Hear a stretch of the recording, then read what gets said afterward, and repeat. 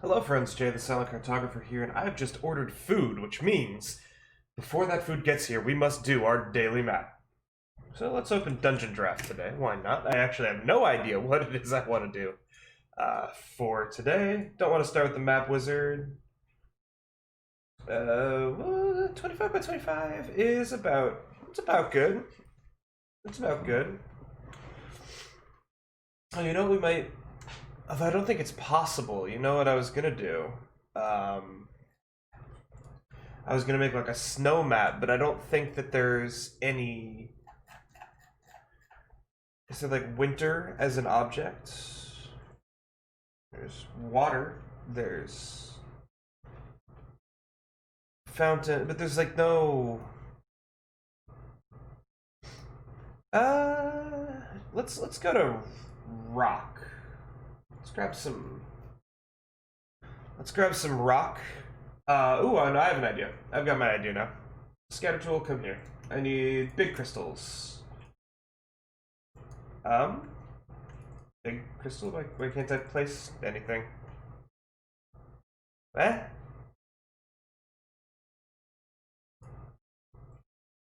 Whoa. Dungeon Draft has crashed. Okay, well, let's try that again. Let's hope that that doesn't happen again. If it does, we'll switch over to Wonder Draft, but that's unfortunate. Finish generator, because we're not using it. We want terrain brush, we want to change dirt to snow. We want to go to the objects tool. We want to go to the scatter tool. We want to go to cave. We want to grab the bigger sections of rock, and then we want to change the color. We're going to add a color, and we're going to make it very red. We're going to make this incredibly red. Cool. We are now then going to scale this way up. And we are going to go ahead. We're going to place these geodes, which we're going to turn snap to grid off for this. We're gonna place these geodes all over the map, and what this is going to be is this is going to be an open snowbank. This is going to be the lair of a crystal dragon, and this crystal dragon will be one that the players are at odds with, and so they're fighting in this area. And maybe there's a unique mechanic to this fight, maybe as a legendary action, because of course a big dragon would have a legendary action. He channels his power into one of the crystals, causing it to, in a turn, explode and send shards everywhere. So they have to take cover behind the other shards, lest they be pelted by rock for like 2d12 damage. So something like that. Then we need rocks. Rocks. Here we are. And we just want some of the bigger rocks here. And we want these rocks to kind of give the impression that there's like a cliff up here. Maybe there's a cave up here that these crystals are known to grow in, and that's maybe why they're here. Maybe they're here for the crystals. But not these crystals. There's other crystals that are, you know what we can do, actually? We can show the other crystals on this map. Maybe it's a basin. Maybe this is called like Dragon Rock Basin or something. And we're gonna go ahead and we're gonna grab those cave. We're gonna go back to cave. We're gonna grab our colored things, and we're gonna change this from a really deep orange to a very light blue. And we're gonna shrink these down to like way under 1 scale here. And we're just gonna in the door to the cave, we're gonna put all these blue crystals. And so the idea is maybe that this dragon, with its breath, turns these crystals blue. And the blue ones are the ones that have value. The red ones are just volatile crystals. But the blue ones are important. And you know, I mean, this could be a whole boss arena. Right here. This could be an entire boss arena. So you know what we're going to do? We're going to export this. We're going to export this as day 26. Part 1. Okay, day 26, part 1. New. Save. Day 26. Oh god, I might sneeze again.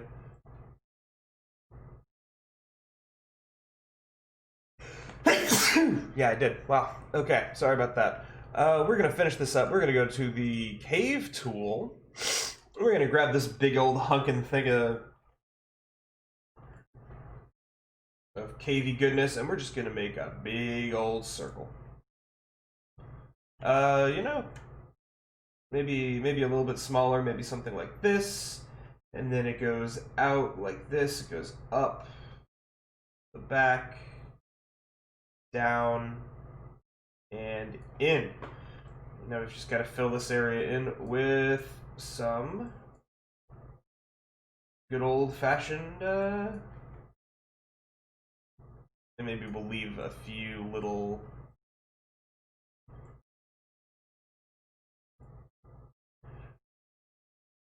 we'll add those ourselves later. So let's take these out. And cool, we've got the dragon's lair. So the first thing that we're going to need to do is we're going to need to go to the objects tool, the scatter tool, specifically the cave tool again, because we are going to need our rocks. We are going to make them the same tealish color that they were outside. I think ours are actually a bit too blue compared to the ones that were outside. We are going to bump the scale up to 1 to 2. And we are going to turn off Snapped Grid, and we're just going to... Whoa! Big crystal. We're just going to go ahead and pepper around these blue dragon's crystals.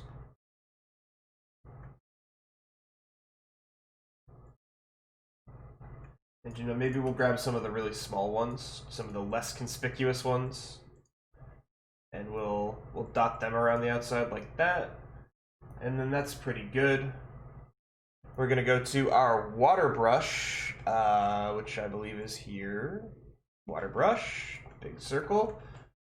Oh, right. Oh, no. God, it's so finicky. I do wish that there was a, like a stay in bounds option where the water would only go where there is. Well, and you know, I think I've just actually come up with something. Is that these crystals are why the mountains are so cold and icy. These crystals are freezing to the touch, and they're created by this dragon or this breed of dragons. These crystal dragons, maybe a blue dragon or a white dragon, if we're being literal about it. And these dragons create the water that then flows down the river, but due to some reason, or for some reason, the water has stopped flowing down the mountain because it's too cold. Or no, that's what it is. That's the easiest one. Is that this dragon, this white dragon, this ice dragon, has been freezing the water unintentionally down the mountain, and so the towns at the base of the mountain have no fresh water. The town has a wizard. The wizard knows that there are crystals at the top of the mountains that create the water. They're water aspected crystals. And so that he asks the adventurers, hey, could you go up to the top of the mountain and could you collect some of these crystals so that we can make water down here? Or could you solve the problem with the crystals in the first place? And the players say, of course we'll go and we'll do your chores. Why couldn't you do it, great wizard? And the answer to why the wizard couldn't do it is simply, he is too old. He's too old, he's too weak. And it wouldn't be a dragon's lair without some treasure. Wouldn't be a dragon's lair without some treasure. I'm gonna go below water with some of these coins. Make it seem like the dragon has filled the water with his coinage. Maybe tries to hide it away, but not very well hidden. I'm gonna go back to the cave section, see if there's any. Yeah, there's some stalagmites here. These can be super useful.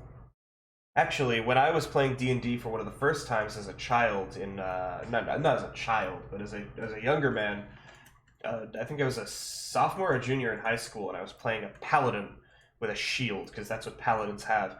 And we walked into a cave, and there was, I think it was like a bunch of goblins or witches or something that were in the cave, and there were stalactites above their head. And so I, in my infinite wisdom, threw my shield at the stalactites to try and knock it down. And my DM said, okay, go ahead and roll an attack against the stalactites. And I rolled a natural 1. And, oh no, I was playing a fighter, sorry. I was playing a fighter with a shield. Because of what happens next, I'd have had to have been playing a fighter. This is, I believe this is 4th edition, so this might be completely wrong with the ruling. It's been so long since I've looked at it. But I rolled a natural 1, and so my shield went flying, and it landed like 20 feet away from me. And so I used an action surge, and I got another turn. And I sprinted over to the shield, picked it up, and threw it again, and I rolled a natural 20.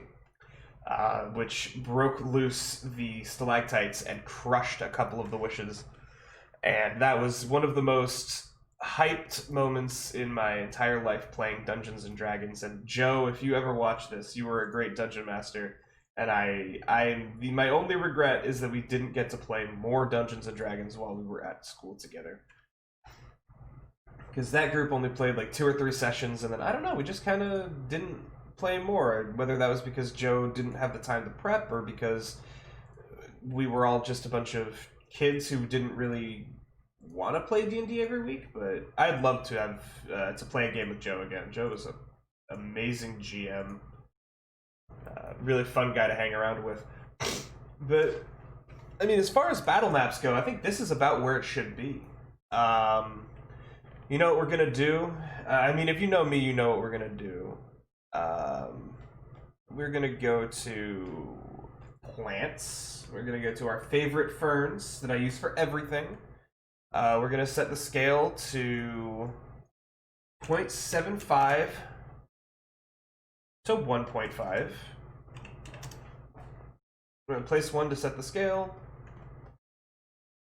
And then we're gonna go over water, use a layer 1. Because these ponds, they create life. So there's a very hardy fern that grows here. Maybe this is another plot hook, is that these ferns that grow up at these crystal lakes have very potent healing properties. And they're called shiver fern or something, and the leaves are cold year-round. They're always freezing. They're always frosted to the touch. And so the nobility of this world put them in their drinks. They're very expensive ferns. They put them in their drinks to chill their drinks like ice cubes and give them some minty flavor. And so shiver fern is a very natural resource. And you know, maybe what we'll do is we'll go to brown here, and we'll give some brown fern. Oh, the ferns don't change color. That's unfortunate. I was going to say maybe we could give the illusion that these ferns, if they're not on the water, will start to die. And so you can't really take them out of the cave as they would wilt. But you could, on the other hand, pick the leaves, and then the leaves would still be frosted and do all the leafy stuff that the leaves would normally do. But I really like this. I really enjoy this map. And I think that should about do it. I'm very happy with how this turned out. So we're going to go ahead and export this as day 26, part 2. And so there we go. We have a 2-map day. We've done 2 daily maps today.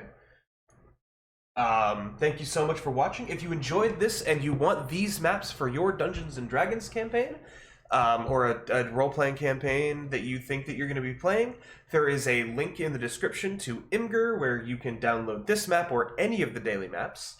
And yeah, thank you so much for watching. Have an amazing day, and I will see you tomorrow for map number 27. Fast approaching 4 weeks of daily map, only 2 days to go, and I wonder what we're going to do for that 4-week, for the 1 month, quote unquote. I'll have to look up the actual date that I started on so we can do a 1 month map, and we can do a really cool map. But yeah, thanks so much for watching, and have a great day.